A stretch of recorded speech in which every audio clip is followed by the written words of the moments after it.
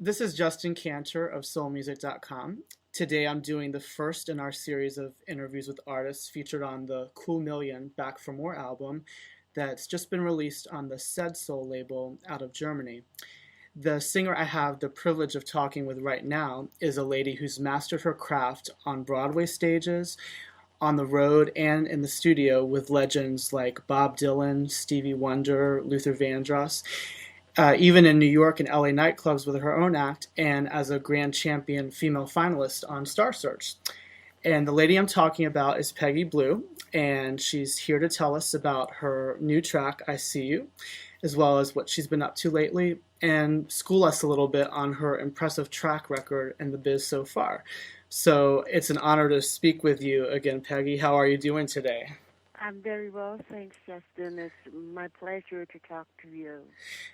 Likewise. Well, tell me, how did you get involved in this Cool Million project that's just coming out now? I got an email from um, Ralph T.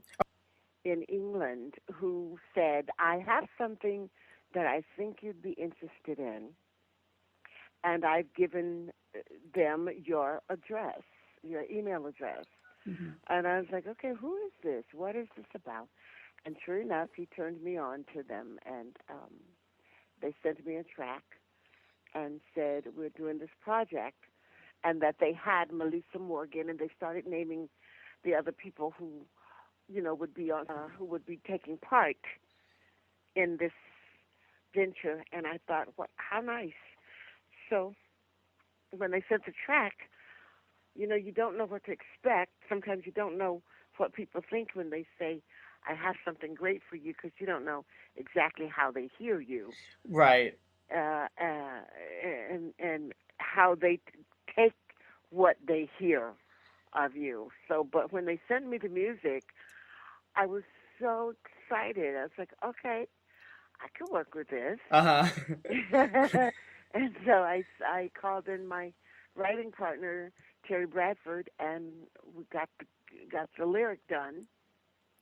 And we did the melody and recorded it here in my studio at home, the Ranch Studio. So they sent you the track and you added the melody and lyrics with Terry Bradford.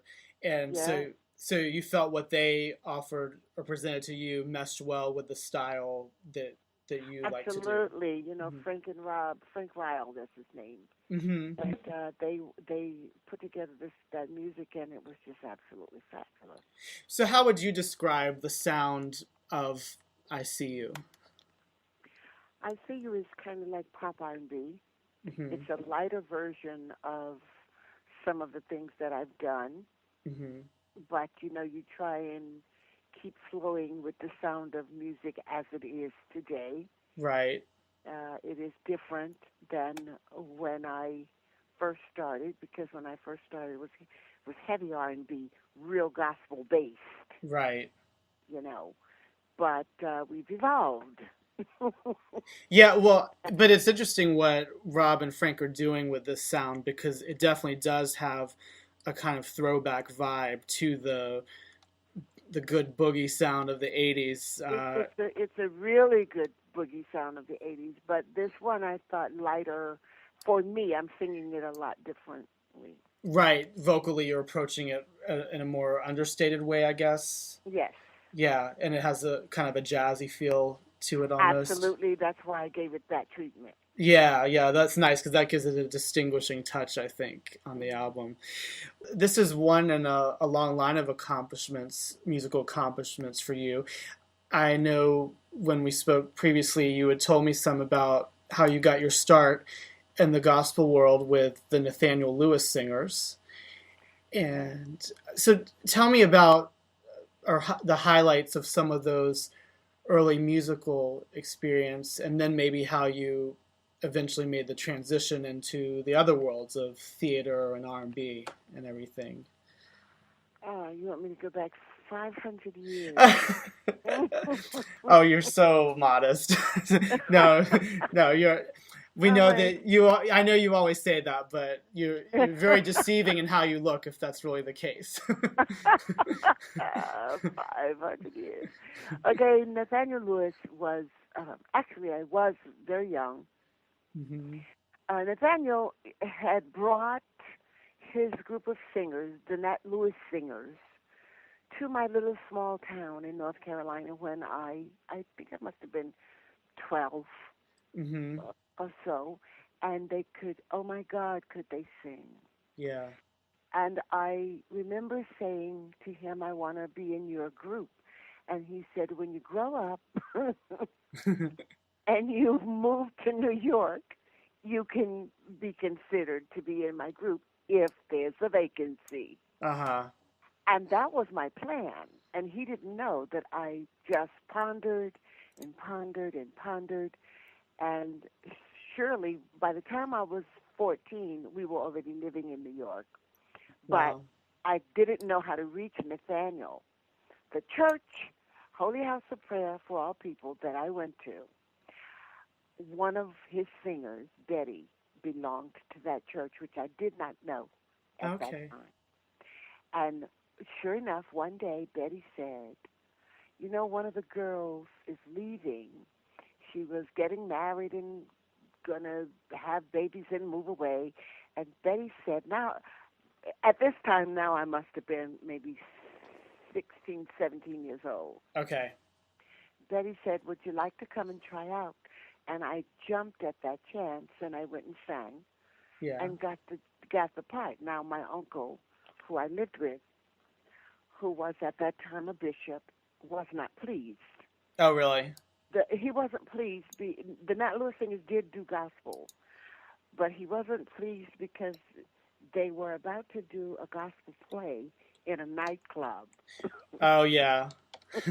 Turning the And tide a little bit. turning the tide a lot. And Uh-huh. he was not happy one little bit. No, no, no. And I said, but listen, here's what. We're holding up the name. We're holding the name Jesus. And when I say Jesus, I want them, I want them to know that it's okay. The Bible says, go into the hedges and the highways and preach my gospel. Uh-huh. So you can't, if you don't go where, as they will call it, the sinners are, how in the world can you win them? Right, right. You have to go where they are.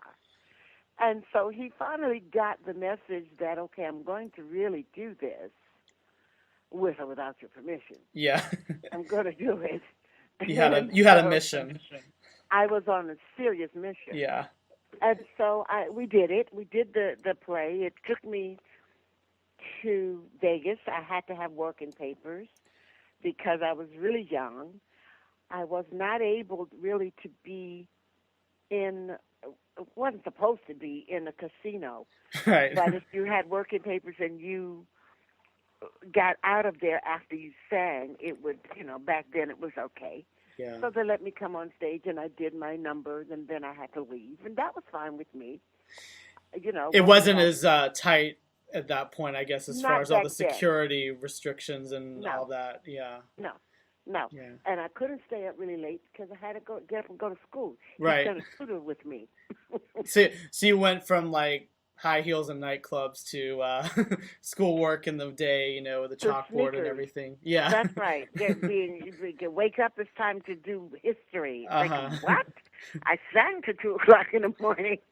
Well, so you got your schooling in more ways than one at a very young age. Ah, yes. Yeah. He sent her with me, and she was, and then we came home, and then Hmm. I resumed my normal, if you could call it normal life, Right. and then I went from group to group, Hmm. behind that gospel group, I should say, to gospel group for Yeah. many years, and you did ask me how I crossed from gospel to secular. Hmm. I never actually left gospel, Okay. but how I did make that transition was through a friend of mine who is deceased now. He was one of the Raymond Raspberry, the lead singer actually for the Raymond Raspberry Singers.